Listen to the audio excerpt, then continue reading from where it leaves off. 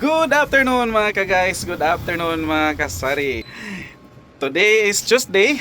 Ang naong ni Kuya AJ parte ng dakuha guys. Kulang panig tulog haon sa nalang kaha kung kompleto ang tulog ni Kuya AJ. Kulang og tulog pero dili kulang og kaon. Buyag-buyag makakaon si Kuya AJ og katulo sa isa ka adlaw. Naa pa jud pa mainit sa hapon usahay and usahay pod sa buntag nya makainom lagi tag soft drinks guys, mo gini siya tentasyon pag nakitindahan kay ang soft drinks, pero ako ginang ginapaningkamutan nga usahay kanang makalimtan. So ganahan ko kung nako sa gawas kanang nako sa Unggurin nya makaka tibok adlaw ko halos dito nga mangumpra kay dili ko makainom og soft drinks. Pag nagi ko diri murag tempting kayo ang amo ang saka sa kong balik. Tempting kayo ang amo ang puji dinso kay nadia tanan ang kabugnawon. Unya sa kainiton sa panahon karon guys, matempt ka usahay nga makainom si Kuya AJ. Bisag bulad ra sudan mo inom og coke. Nako grabe. Share ni Kuya AJ guys ang atong bagong binalot nga bulad. Bagong repack na siya. Bagong repack ni Kuya AJ. Sorry sa mga subscriber and viewer ni Kuya AJ nga mga taga Luzon or mga Tagalog. Shout out especially kay Sis Lorraine. Kay Sis Lorraine Saldivar na very organic, very supportive and very loyal kay Kuya AJ. Kasari natin yan siya guys. And maraming gulay si Kuya AJ dahil pag Martes maraming gulay si Kuya AJ. Except lang pag Monday kasi ang suki ni Kuya AJ na gulayan is sarado din pag Monday. So pag Martes, expected na guwapa yun ang mga gulay ni Kuya AJ. Katatapos ko lang i-arrange. Nakakain ako ng almusal nasa alauna na guys kay galing ako maaga ako pumunta namili ng ng tawag nito ng bote para sa tubigan namin and diretso ako ng gulay. So ayun, yun yung pinaka quick update ni Kuya AJ as of now. And ang ating tinapay, ito na lang yung naiwan, si cookies at saka si hupya. Kuyog ani guys, and kasabay nito is yung mga pig pie, mga pudding. So yan na lang yung naiwan sa ating tinapay. And pag Tuesday, ganito ang tindahan ni Kuya AJ. Puno ating gulayan, puno ang ating bularan, tuyuan or tuyo, and puno din halos ang ating mga stante dahil katatapos lang din ni Mami Iya mag-display ng ating mga pinamili last Sunday. So galing kami sa birthday ni Nanay Karing sa Padada. Pagkatapos namin doon kami natulog by the way nung Saturday. Saturday kasi yung birthday niya, tapos Sunday na kami nagbalik dito.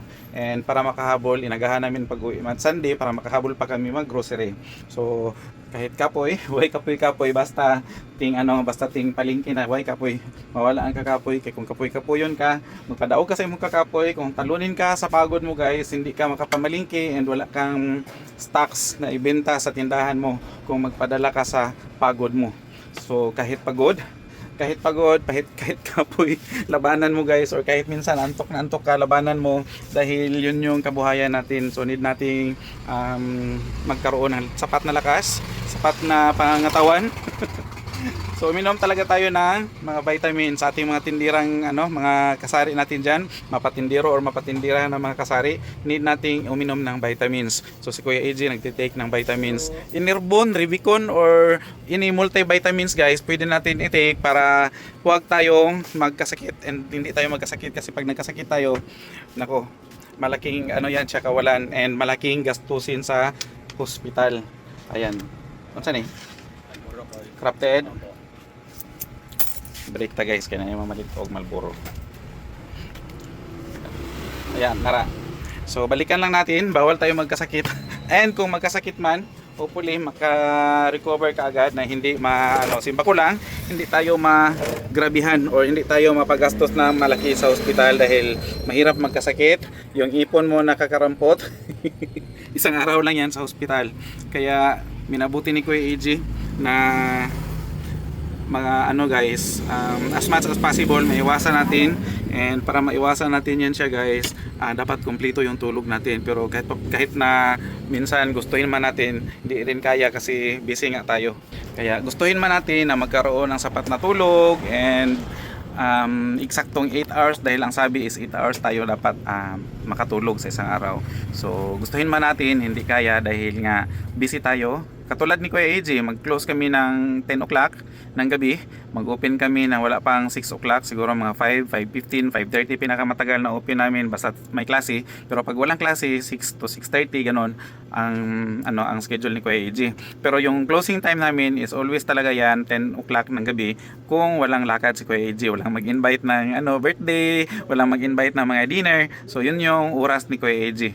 Nasa 5 to 10 PM ang aming oras. So kung sumahin mo, hindi siya abot ng 8 hours ang tulog ni Kuya AJ dahil after na maka-close ng 10 PM sa gabi, hindi rin makatulog agad dahil marami pang gawain sa loob. Okay, going back mga ka-guys. Mahigit 30 minutes na putol ang vlog ni Kuya AJ dahil labasan ng mga kapitbahay namin na nagko-construction dito dahil may mga kapitbahay din tayo na nagpapaayos ng kanilang mga bahay. So every time na mag-break sila, pamainit sa buntag ug sa hapon. So dito sila na mamainit, dito sila nagsa-snacks. Painit kasi tawag yung merienda, painit sa Bisaya. So dagdag sa customers ni Kuya AJ, so dagdag sa bintahan ni Kuya AJ, mabinta ang ating mga soft drinks, mabinta ang ating mga tinapay, mabinta ang ating mga biscuits, kape sa bindo at kape sa mga timpla-timplang kape. Paldo si Kuya AJ dyan guys dahil matagal-tagal pa yung construction dyan sa aming kapitbahay dahil pinagawa niya ng second floor ang kanyang bahay. So dito lahat ng mga customers niya, especially mabinta ang ating sigarilyo at ang ating mga alak. Yun yung kagandahan guys pag ang kapitbahay mo magpapagawa ng magpa-renovate and maramihan yung tao dahil gusto niya mabilisan. So maraming tauhan, maraming workers. So dito lahat ang bagsak. Mabinta ang ating mga dilata, mabinta ang ating mga itlog, mabinta lahat lahat mabinta. So thanks God at saka magpasalamaton thankful tayo na andyan sila. So kung ilang days sila dyan or kung hanggang ilang buwan matapos yung bahay, dito sila. Pero no si Kuya AJ sa sa